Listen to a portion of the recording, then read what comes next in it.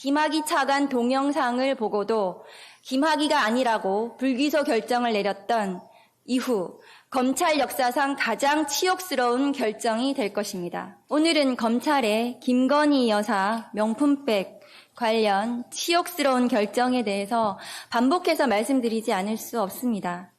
윤석열 정부 검찰은 명품백으로 감사 표시를 합니까? 정부 출범 이후 2년 동안 숱한 의혹에도 김건희 여사 소환을 검토만 한다고 검토청이라는 오명을 쓴 검찰이 끝끝내 국민들과 맞서는 길을 선택했습니다. 검찰은 김 여사 명품백 수수 관련 청탁금지법 위반 사건에 대해 무혐의로 결론을 내리고 대검에 수사 결과를 보고한다고 합니다. 성역 없이 수사하겠다는 기계는 어디로 가고 권력 앞에 굴종하는 비굴한 검찰의 민낯이 드러나는 순간입니다.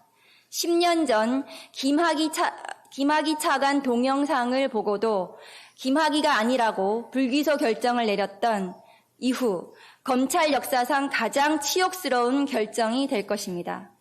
윤석열 정부와 검찰은 국민들의 분노에도 스스로 귀를 닫아버린 것입니까? 아무리 짜고 치는 고스톱이라지만 수사 내용도 부실해 보입니다. 보도에 따르면 검찰은 명품백 수수와 김건희, 윤석열 부부의 직무 연관성이 없다고 결론을 만들어줬습니다. 김 여사의 알선수재 혐의에 대해서는 수사조차 하지 않은 것으로 보이는 대목입니다. 또 김건희 명품백 무혐의 결론에 대해 한동훈 국민의힘 대표는 검찰이 팩트와 법리로 판단했을 거라며 두둔하고 나섰습니다. 윤석열, 김건희 공동정권의 최대 공신다운 답변입니다. 무도한 검찰의 행태를 일견 예견했던 것도 사실입니다.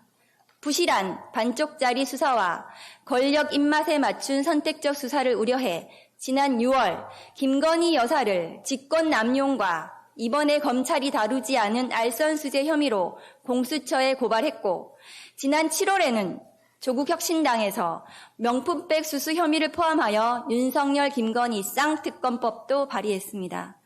특검을 통해 김 여사 명품백 수수 관련 알선수재 혐의는 물론 무수히 많은 의혹들에 대해 반드시 성역 없는 수사가 이루어져야 하는 대목입니다. 디올백이 대가성 없는 감사 표시라는 검찰 수사 결과를 납득하는 국민은 없습니다. 윤석열 정부는 국민에게 권력을 잠시 위임받았을 뿐이라는 헌법이 정한 민주공화국의 원칙과 모든 국민이 법 앞에 평등하다는 명제를 똑똑히 기억하기 바랍니다. 조국혁신당은 윤석열, 김건희 정권발 위법 부당한 각종 의혹에 대해 그 진상을 밝히기 위해 가장 앞에서 싸우겠습니다. 감사합니다.